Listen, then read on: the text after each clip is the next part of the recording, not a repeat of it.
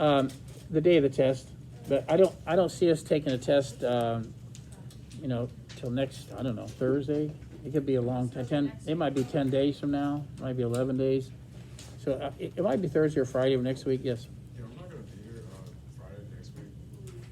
Okay. Well, since I'm not sure when the test is, come and see me. If the test happened to be on Friday, you would have a choice of if you want to take it after school on Thursday. If you want to wait till you get back, you can do that.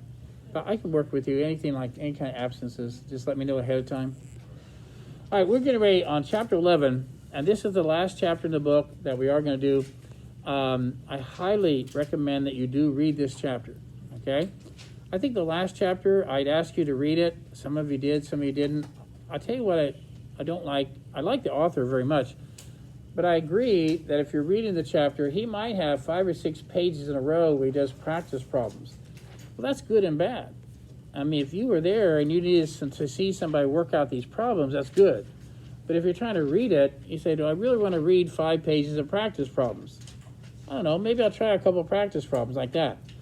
So you just have to pick and choose a little bit. This one doesn't have as many practice problems in there, so I probably would recommend that you read it. So here's what we're going to do. In the first semester, we had a chapter about atomic structure. Remember that?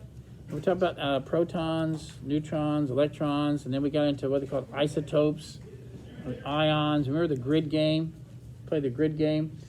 Okay, so that was great. That's a great basic way to understand atoms, ions, and isotopes. Okay, great. Now, why would we do another chapter about atoms? And this is called the modern atomic theory. Now, one thing that I want to caution you about, even all the way to 9th grade, even in 9th grade, they probably teach a little bit of this kind of stuff. I know they do in elementary school. They have the nucleus here, right? And then where are the electrons? And don't they have them like circling the nucleus? And you know why that's really easy for an elementary kid? Because they kind of understand the idea of planets going around the sun. And so if you tell them that it's orbiting, they kind of get this idea. I get it. Electrons are going like that. And even in 9th grade, which is a much higher level, did you guys do what they call Bohr models? And you put like 2 in the first ring. Did you call them rings, or what did she call them? Energy rings? I never call them rings. So energy levels? Rings? Okay. So you put 2 here, didn't you? They're just kind of sitting there, aren't they? And then you put 8 in the next one. Do you remember that? Okay. There's nothing wrong with that model, except it's wrong, but there's nothing wrong with teaching that model. Electrons are moving at almost the speed of light, so I can't draw them, because as soon as you try to draw them, they're not there anymore. But if we make it pretend like the electrons are sitting still, I can show you that there are 2 electrons in the first energy level. You got it? The next thing, we have zero evidence that they're going in circles around the nucleus. Zero. So it might be nice to teach that way for a while and say electrons are not in the nucleus, they're somewhere going around the nucleus. And you might ask me several times in this chapter, what are they doing? I'm going to say, I don't know. Nobody knows. You're not going to like it. What are the electrons doing? Are they going in circles? We have no evidence of that. What are they doing? We don't know. But it gets very mathematical. It has to do with probability. For example, if you were in a real dark room and you walked around one part of the room and you only got stung once in an hour because there were bees in there, you hear them. And you walk in another part of the room and you get stung like 10 times, in a minute. You can't see anything. But is it possible that the bees are spending more time in that one corner of the room than they are the other corner? Well, that's what they did. What are the bees doing? Are they going in circles? I don't know. Are they going in figure eights? I don't know. Are they going, we don't know. We just might know that they're more often found here than they are here. And so there are a lot of things we don't know. As a matter of fact, some of the physics of this chapter, I'm not going to get heavy into physics. Some of the physics will show you that we might never know. Never. the more we know about where you're at, the less we know about what you were doing before I figure out where you're at. If I put my hand out in that dark room and a bee hits it, do I know that the bee came from right there and went like that? Could the bee have gone like that? I still don't know what you're doing. I just know where you're at. And so we might not ever know exactly what the electrons are doing. And I think when I was your age, that would have bothered me. I like science anyway. I think, what do you mean we can't know? We know anything in science. What if I told you we might not? What if I told you might not know, you know? Maybe you get to heaven, you can ask God. He can tell you, well, that's easy. But it's not easy for us. Right now, we may not be able to tell. So we have this thing called the modern atomic theory. And I'll probably be using this word here, the quantum model, or the quantum mechanics model. Does anybody happen to know when the modern atomic theory was developed? I don't know, last year? No, the book's actually older than that. So what do you think? Anybody have an idea when the modern atomic theory came out? And so I'll tell you a quick story. The reason I had you watch that video is that in the late 1800s, something happened. People discovered, they thought they had figured out almost everything in chemistry they could figure out. And then something happened where they figured out this material was giving off things. It was radioactive. They said, what is this? What is radioactive? What does that mean? And they said, there's something about the atoms that we don't know. We thought we knew this atom likes to react with this atom. It likes to lose two, we figured this out. Two of these like to form a compound with one of these. We figured out a lot of chemistry. But we don't understand what this stuff is, this radioactive stuff. You mean the atom itself is made of something much smaller than itself? Okay, let's look into that. Why? Why do you want to look into it? It doesn't change your chemistry. No, but somehow if we figured out what the atom's made of, it might lead to some huge discoveries. And it did.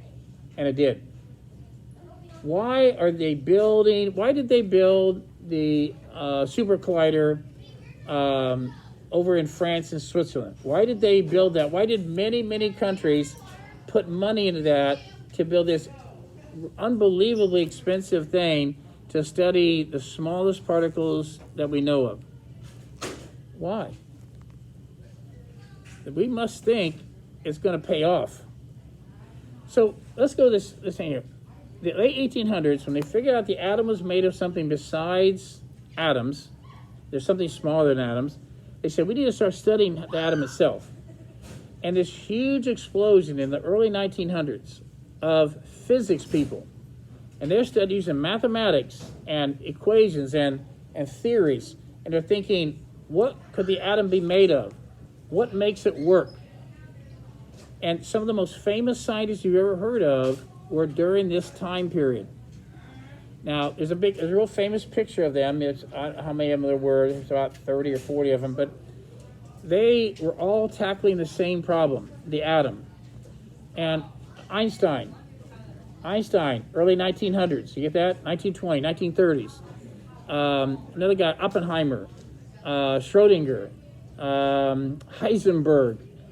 These names that you hear about, these are these scientists that made this kind of discovery. Anyway, I'm going to try to lead you through that discovery and show you how that links to chemistry class. Because if you look at the periodic table, that shape, anybody who's had at least one good year of chemistry can tell you why the periodic table has that shape. Why are there only 2 elements in the first period? But why are there 8 in the second period?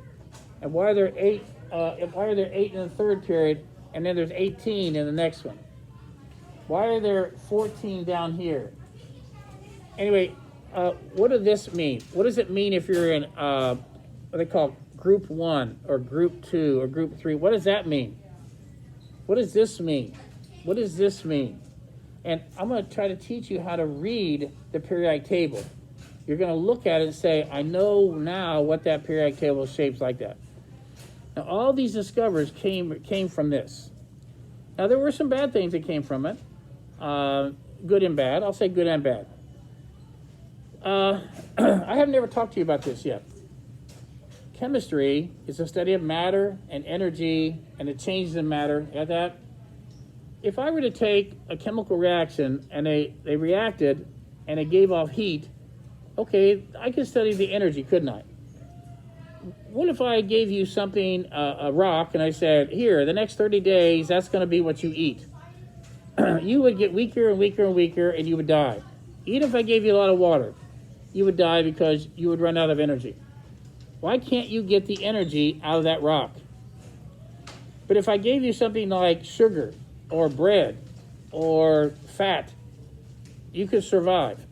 What is it in sugar and bread that makes it food, and why isn't everything food? What is it about sugar? Where is the energy in sugar? If I fed you just carbon atoms, you would die. If I fed you just hydrogen atoms, you would die. If I fed you just oxygen, you would die. If I fed you just water, you would eventually die. Why is this combination something that could keep you alive? Why would sugar keep you alive? Where is the energy in food? Anybody want to take a chance on that? Where is the energy in food? Yes? The chemical bonding? It is. It's the bonds that are storing the energy. Your body doesn't know how to break down some bonds, but others it does. If it does break it down, it's probably food. If not, it's not food. Now, the reason I'm telling you this is that if a piece of dynamite explodes, where was the energy in that trinitrotoluene? Or where was the energy? It was in the bonds. And there's 1 gram of one chemical will have more energy than 1 gram of another because of the different kind of bonds. Now, I want to tell you about one more thing. Even though the chemical energy of even dynamite, you think that's a big release of energy, right? The people who studied this, they came up with something that no one had ever thought of before. You think the energy in a piece of dynamite is a lot per gram?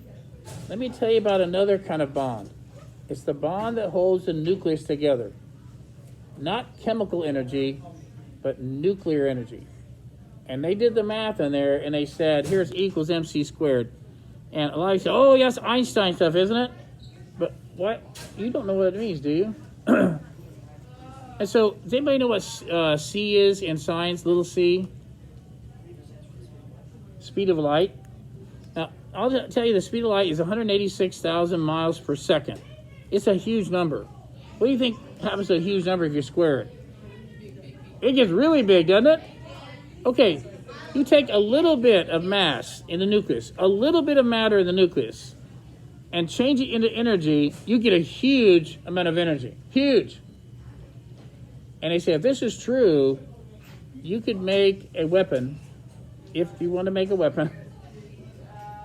1 gram of dynamite, 1 gram of this. Okay, so 1 gram of this, nuclear energy, 1 gram of that would be like 13 tons of dynamite.